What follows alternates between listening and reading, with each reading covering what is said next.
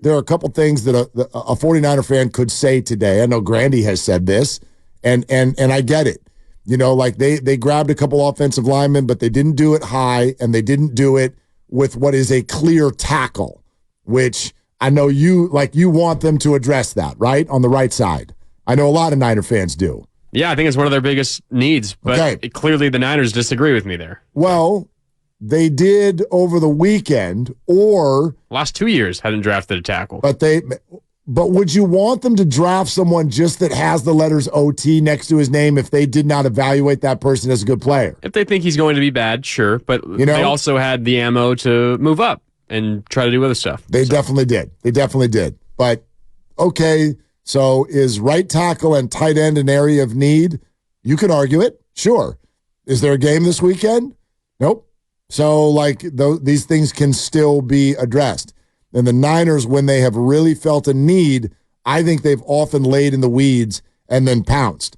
I mean, I remember when Joe Staley was about to retire, and the 49ers, a lot of people, oh, God, what are we doing at left tackle? Next thing you know, Trent Williams is on the team, and no one saw that coming. So, I don't think there's a move like that. The draft is already in the rearview mirror, but I don't know. I don't know how they're going to address this, and there's a whole lot of time. Here's what Kyle did say over the weekend. First one is evaluating prospects in terms of how they can help now versus well into the future. I'd always say I wish it was the other way around, but last year, you're done with free agency and stuff, and you go in the draft, and it's where do you need a starter? And yeah, you always want the best starter possible, but where do you have to get a starter? And you go into last year's draft, and to me, it was one position. It was kicker. And so, yeah, there's some starter positions you can't find a better guy, and there's a lot better, but they're all still guys you feel you can win with as starters. And you go into a draft, and you're like, all right, well, we don't have a kicker, so we got to find a starting kicker somewhere.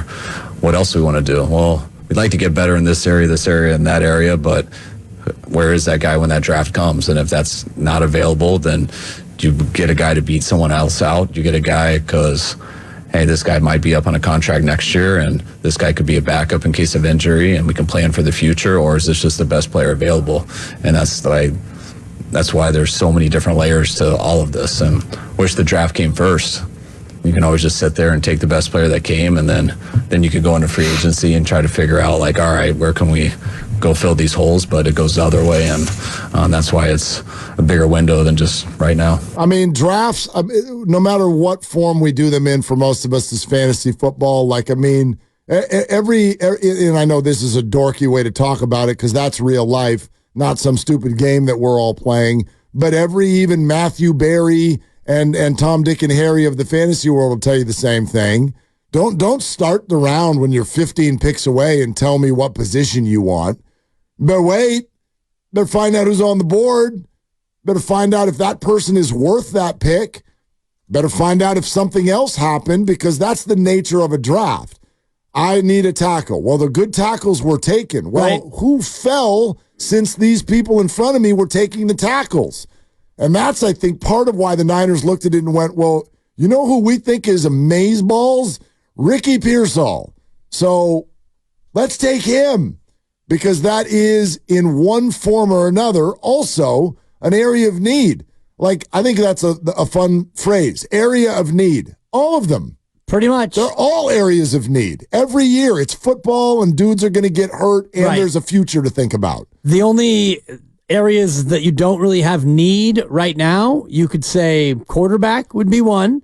Although, who's your backup quarterback, which is an important position. Dobbs. I mean, yes, it's important, but okay, if you drafted a guy, you still would have wanted a veteran quarterback anyway. So I don't think that was an area of need.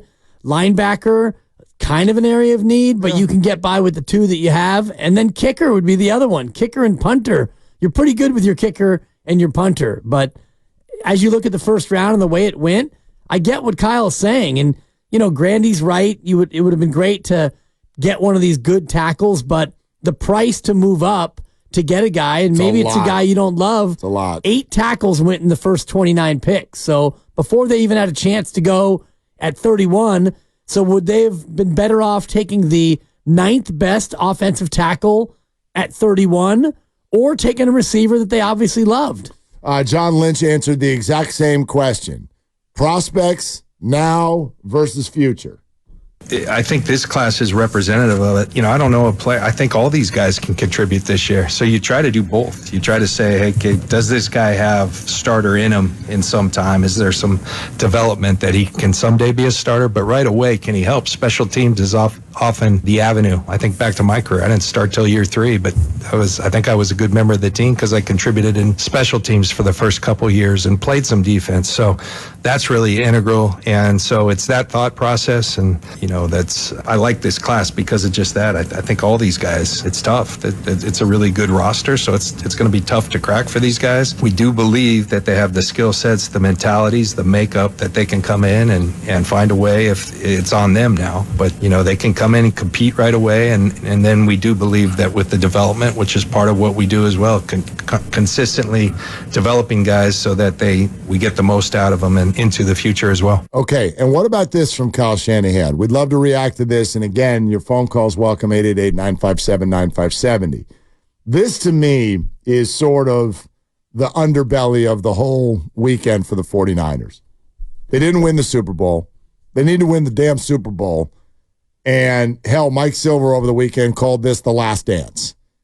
It's all going to change after this. Well, I'd like to respond to that in a second. But that is the backdrop for most of us to this draft. The pressure of not winning a Super Bowl and big money contracts coming due. How do you navigate that? Here's what Shanahan said. I think when you get close to a Super Bowl and you don't win it, I think there's always more pressure. I mean, especially from outside in, because you're going to hear about it more. So I think, everyone has a certain expectation for the season and things like that, because you always want to do better the next year. And there's not a lot of room to do better. There's only one more game. And so, everyone wants to get their mind to that spot, but every team's different each year, too. And so you go into a year, and the main thing is you don't want to get worse. You always try to get better, but you don't want to get worse. And when you do have players that have played a lot of good football over these last 3 to 5 years, it becomes a problem because you got to pay guys, and it's harder to keep carrying that. And that's why we went into free agency. You have to make a lot of hard decisions, but we're not ready to take 2 steps back. So eventually we can take 3 steps forward, or however that is. But you don't know if that's possible. And so you try to make your free agent decisions that way. You try to do the draft that way. And I feel we're in a position that hopefully I don't think we did get worse. I think we've tried to keep it to where we're there. Yeah, I agree with that. Again, the whole journey to get to a Super Bowl is so hard, and there's so many potholes along the way. But I'm comfortable with what he said there at the end. The 49ers aren't worse today than they were last season, at least not visibly, right? I know there's been some movement on the defensive line. Obviously, there's the Dre Greenlaw question. Yep.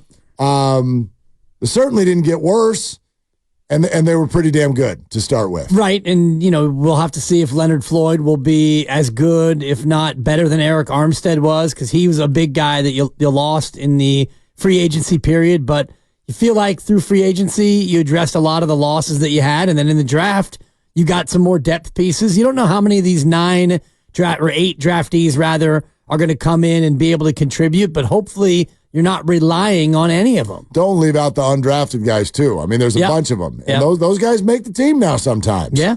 And some of them were pretty interesting. I told you I fall prone to advertising. I even had some people, look at this undrafted free agent. And by the way, Krug is texting me, you're mentioning the tight end position. They picked up, what was his name? Was it Mason Pline? Mason Pline. Kruger's salivating over the guy. Of course. You know what that is? It's a salivation sensation. Exactly. Out of Furman, Mark, as you well know. Very exciting. I love players out of Furman. 6'6" 3/4, 251. I like the size. I like the player. I like the pick, except for it wasn't a pick. They just picked him up. So Pliny the Younger. Yeah. Very good. I'll take it. All right.